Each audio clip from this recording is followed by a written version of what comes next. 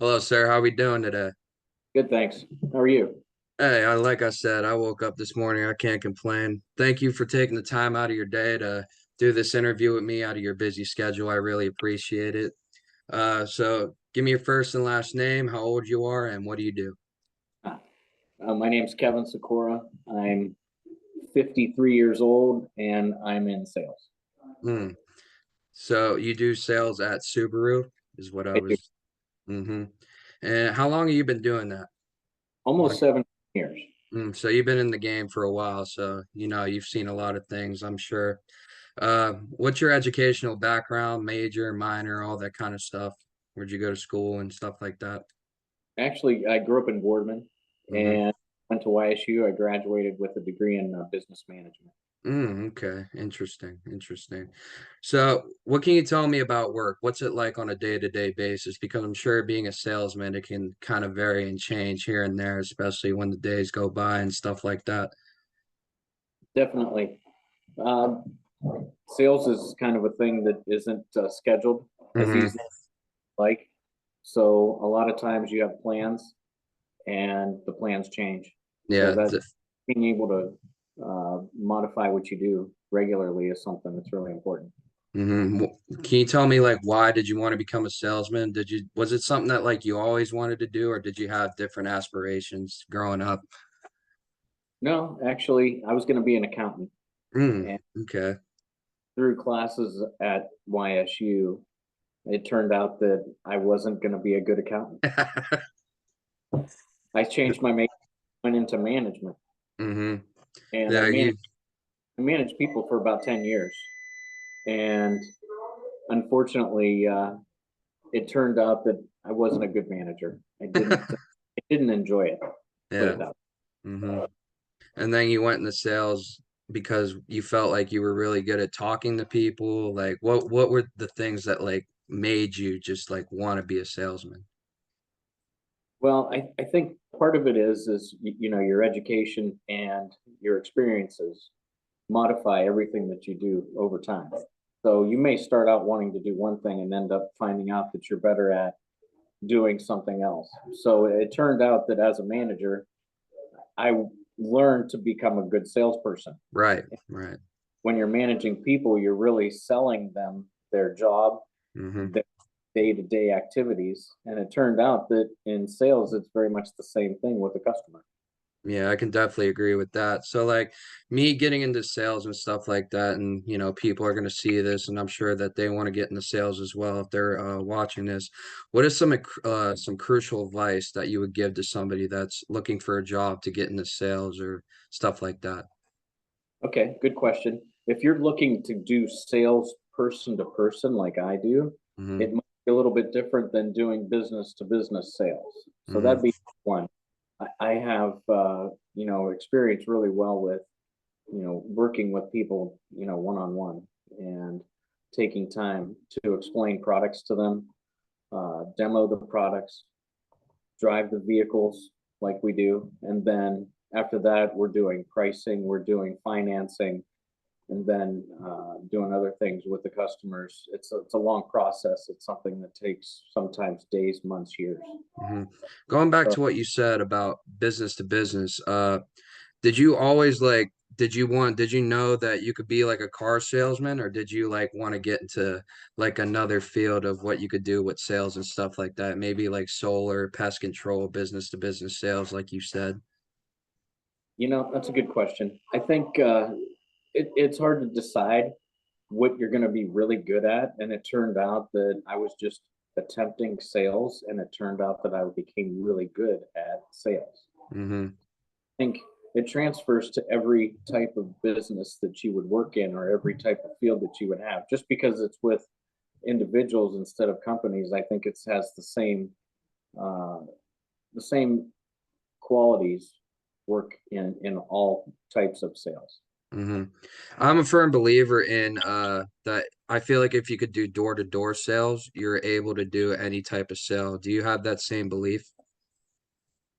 Door to door sales is probably the most difficult in the form of sales, I would think. When I was growing up, I had a paper route.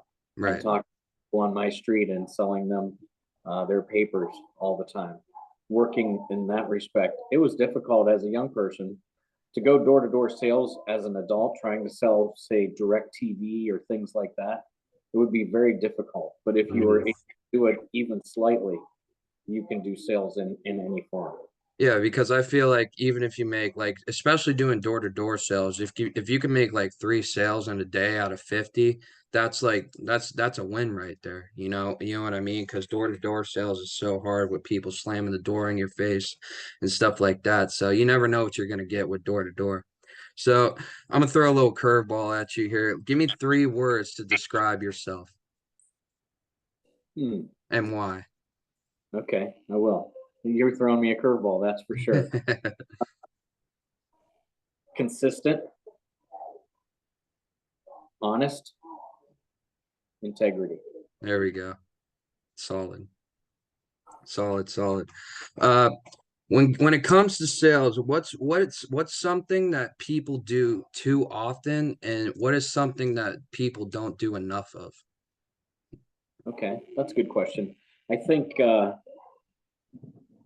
people aren't patient enough when they're starting out. And I think you have to give yourself a break, if you will. Hmm. And it's something that takes time.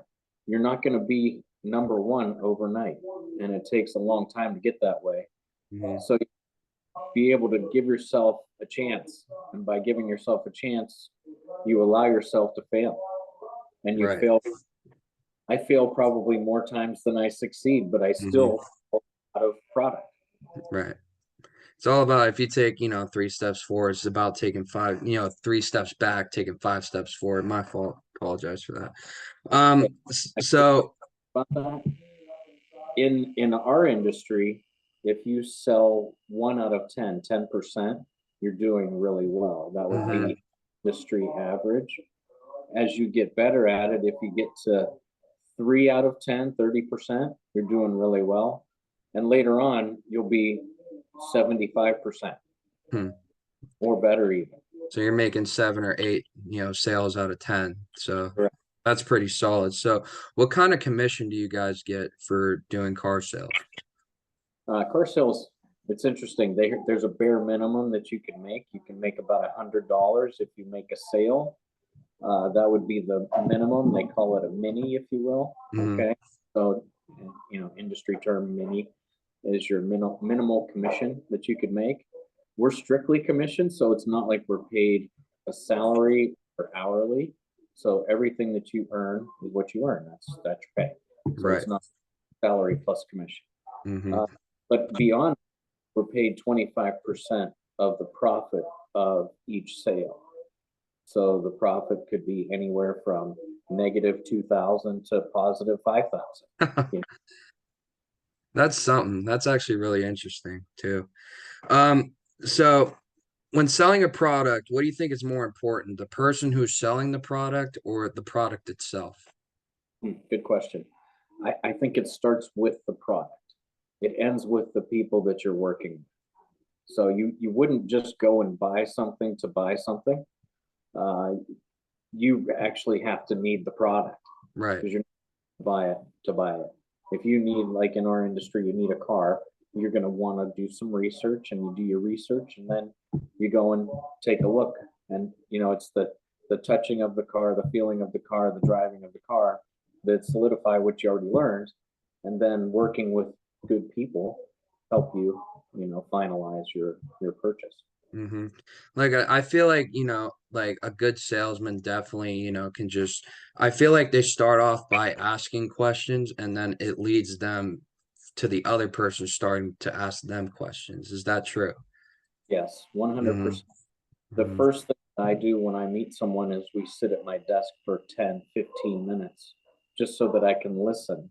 And I think the other side of the question is listening because you actually have to hear what they say because you're going to go many different directions based on what they're telling Hmm. If you could remove one thing from your job and add one thing to your job, what would they be? you. Good question. If I was going to take something out of what we do, I would say the time. take away some of the time that we spend. Maybe it's downtime, maybe it's not, but it's just we spend on a regular week, it's 50 hours, could be 60, could be 70 hours at work per week. So if I could eliminate some of that, it would be better for my, personal life. Mm-hmm. If I was going to add something to the job, I don't know. I don't know what I would actually add. We can always add money. We can always say stuff Yeah. like, or time off or things like that. But, at the end of the day, pretty good living. Mm-hmm. I could see that. Like, you see that you're doing really well with yourself. So that's definitely a good, thing to see. All right, Kevin. So, like I said, I appreciate you taking your time out of your busy schedule to do this interview with me. Like I said, I really appreciate it. I hope that you learned something from me just as much as I learned something from you. Do you have anything else to add? No, you're planning on doing marketing and sales, is that right? Mm-hmm. Okay. So, like I said, take your time, be patient with yourself.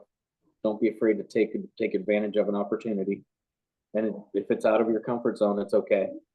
Your comfort zone is developed over a long period of time, and Right. don't take that leap, especially when you're young. So it could be the best thing you ever did. Right. I thank you. Thank you for those words. Like I said, those really mean a lot, and then I'm definitely going to use those words within my future. So, like I said, Kevin, thank you for taking your time out of your day to do this. I appreciate it, and I'll stay in contact with you. Absolutely. You too. All Take right. care. Take care.